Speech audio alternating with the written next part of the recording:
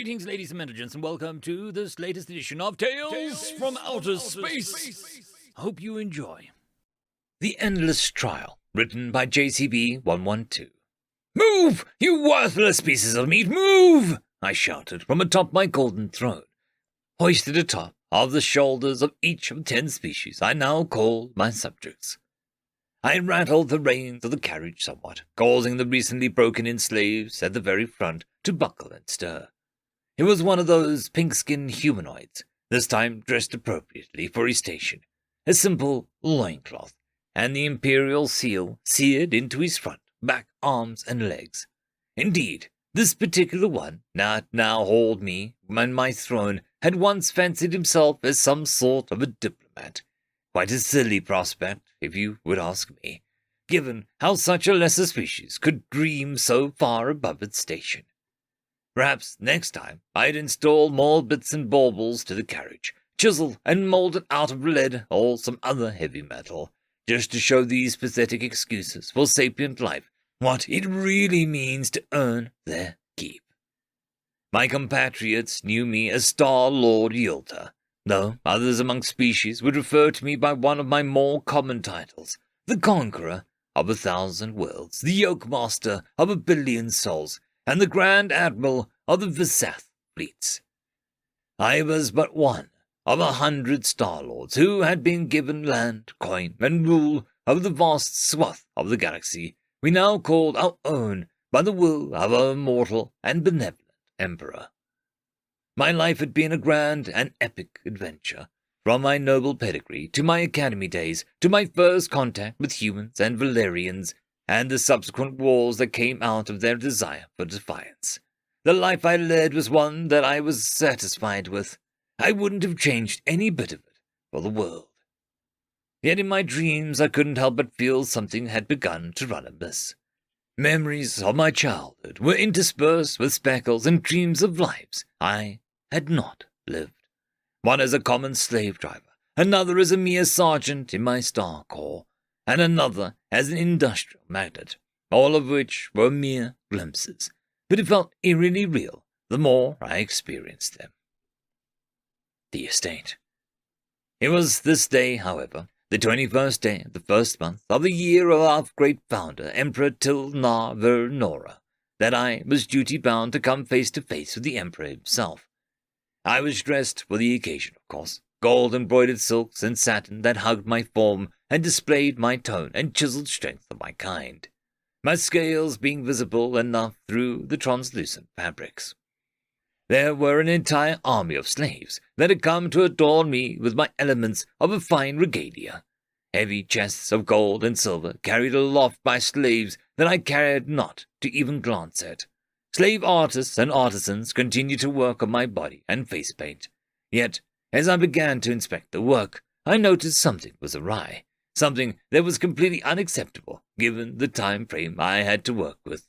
A pattern drawn just above my left pectoral was left slightly askew, imperceptible to most, even amongst my peers, but not to me. The slave in question was brought before me. As I glared down at the mewling form, yet another one of those smooth-skinned hairless primates, this one cowered in fear as it begged and rattled on and on about excuses upon excuses. I was having none of it. We saved your kind from yourselves, too pathetic to win a fight, too miserable to stand up against us, too broken to even stand on your 2 feet. I shouldn't even be bothering with this whole tirade. I practically sighed to myself as I snapped my fingers. The slave was taken away. Whatever punishments befell it was firmly in the hands of the slave overmasters. It didn't matter, not to me anyways, as I only did it as a show of hierarchy. I had no ill will towards the slave, personally, just the species it belonged to. This failure only cemented that fact. The road. The trip to the Imperial Palace was rather uneventful. I did pass a few of my kind who seemed to have taken it upon themselves to represent the so-called rights of those lesser races. I cared not to entertain any of them, if it wasn't for the fact that one of them just so happened to be in the way of my litter. I had my slaves march my throne over to the leader as a pathetic attempt at protest, a handful of my own kind blocking a major thoroughfare designated for nobles, and indeed quite a novel sight. So I entertained them, allowing my carriage to be lowered somewhat, stressing the forearms of the packed slaves as I did so, much to the visible disgust and chagrin of the protest leaders. If there is something you wish to say to me, you may say it now, my fellow Vasari, though make it quick.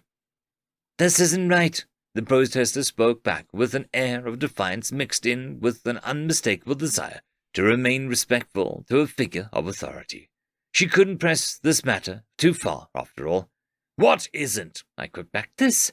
All of this. Don't you see? They're just as sapient, just as capable, just as smart as you and I. What? Did you let propaganda get to your head? You know that keeping a sapient in chains and binds as literal animals is wrong. No, it isn't. But blocking the road designated for nobility is. So I'd choose my next words very wisely, young one. I yawned back, eliciting a shiver from the protester, who still remained defiant.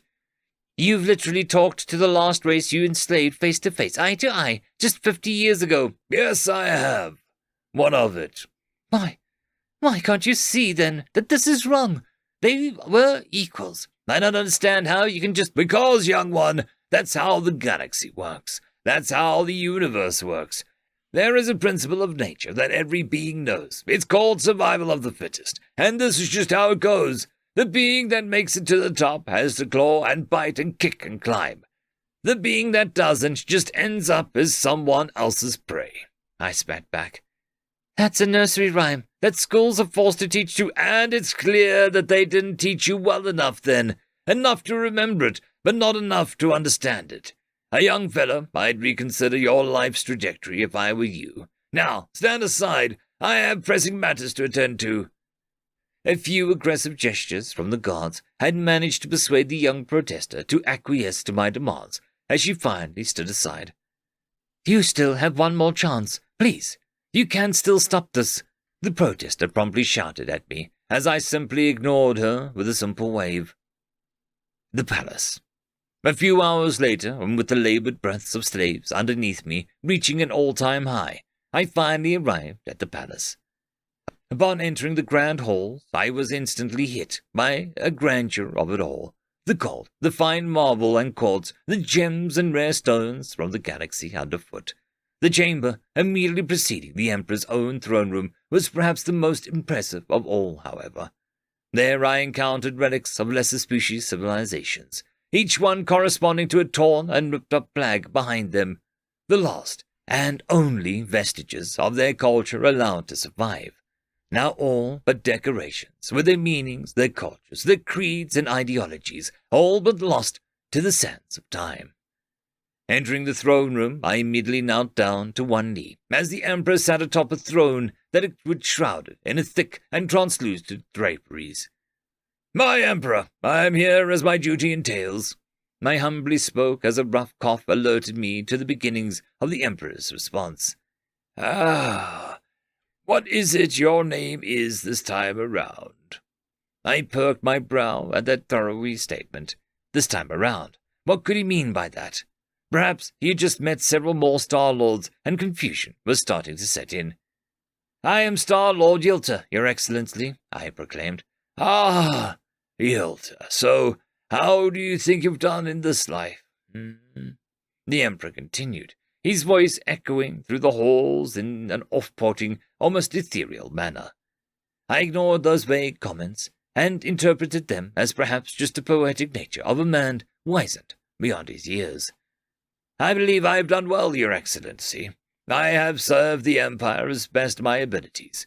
I have raised worlds, as you've requested. I have commanded fleets to subdue unruly worlds, and even brought down the Human-Aurelian alliance that once stood in our way, that once challenged our ways. I brought that pesky diplomat Arthur Nelson to heel, and he remains still in my litter to this day. I had ensured that our people will continue forth unimpeded, unchallenged, as we prepare for our next prize. Andromeda, Your Excellency." My voice grew stronger and louder with the pride of each passing word. Any regrets? Anything you wish that you could have changed? The Emperor responded ambivalently. No, Your Excellency, but I should have been stricter against the Illyrians. I did request a full bombardment of their worlds to desaturate their population, but Trade Minister Vessa wished to enslave the race as we had done the humans, so I was forced to soften my hand in that regard. There was another pause as a loud, almost impossibly reverberant sigh echoed through not just the hall, but my own mind, as I took a few steps back in shock. The veil that had obstructed my view of the Emperor soon parted, revealing a human, which sat, legs hanging on the throne clearly designed for the Visani, not a being with a diminutive strength and stature. "What is the meaning of this, gods?" I shouted, looking over my shoulder to see nothing. What had been a cavernous hall of marble, gold, and stone had now become nothing. Nothing but a white void that didn't even feel hot or cold to the touch, but just felt empty. What? And that is iteration 921,325,001 of Subject Captain Yulta Arrhenius. The program will now cease. The human spoke, as the last vestiges of the Grand Palace seemed to apparate into nothing. Nothing but a white void filled the space around us as the human took petite steps forwards towards me. "What is the meaning of this?" I shouted back, stepping back instinctively and against the better judgment. "Oh, relax. We've been through this over 9,000 times now, Captain." "Captain? My title is Starlord and Sergeant and Slave Overseer and Director and CEO. And do you want me to keep rattling on? Starlord has been your best run yet, let me tell you that.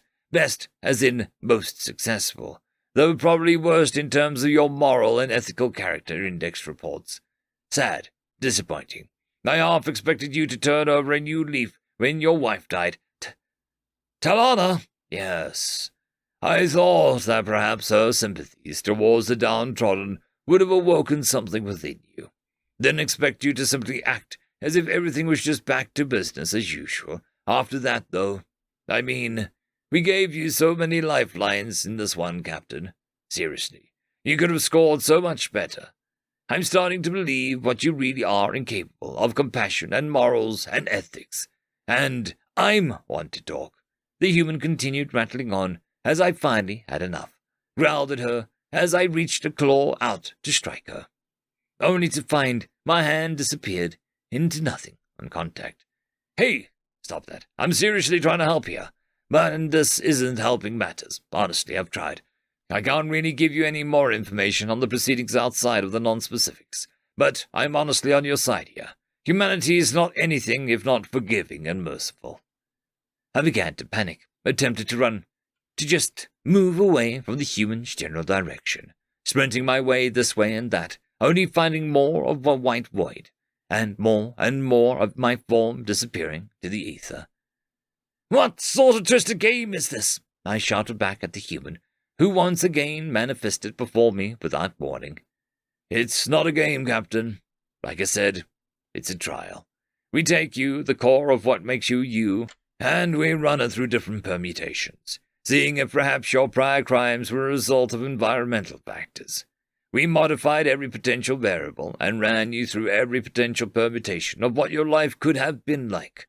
You might have noticed some bleed over in your dreams. Very common. An unintentional and unavoidable side effect of the technology. But I digress. We give you a chance to prove that perhaps the crimes in your life weren't entirely your fault. Indeed, we're doing this with sorry, I've spoken too much. Reckless, Captain. It's clear that you have not only proven us wrong this time around, but you've outdone yourself too. Billions killed and enslaved in your name. That's not a good look, Captain. I could only glare back at the abject fear as I felt more and more of myself slipping. All that was left of me was a torso and a head, looking dead on at eye level with the diminutive human. "Don't worry, though, we'll give you another shot. This time, yes, I'll just let the algorithm decide what we're going to end up being this time around. Until we meet, Captain." It was with that the human disappeared, as well as my own sense of self. All that was left was an endless void, and my memories to preoccupy me. What crimes had I committed that had forced me into such a sorry state? And then it hit me. Memories of my prior real life. A captain of the Venari mercenary fleet, leading raids on human settlements and various other aliens. I saw the blood, the viscera, the suffering, and then it clicked. This was all an elaborate attempt to see if I was worthy of leaving that life behind. I cried out in despair, calling out for that human, desperately shouting into the void with only my thoughts. Yet as time pressed onwards, so too would my consciousness as I felt myself slipping into a deep sleep.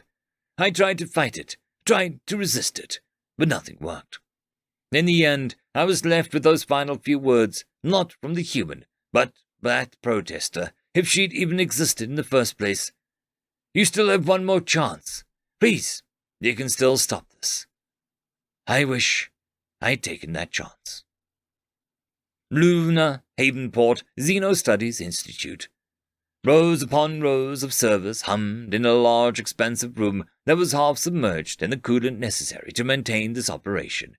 Above the submerged electronics was a single chair facing the window, which housed a small team of scientists busy at the controls. "Any luck with the captain?" My voice hollered over the intercom, causing me to stir in my seat as I removed my direct neural interfacer from my head. No. That's a shame. Don't worry, though. Here's a few more tries left. This time he's going to be seems like the algorithm's having him start his life off at one of the Empire's outer rim worlds, born to a miner and a truck driver, it seems. Let's see how this one pans out. Hopefully better than the latest run, because, my God, yeah. Let's not talk about it. I need a long fucking shower after that. How many did you interface with today? 5,000, give or take.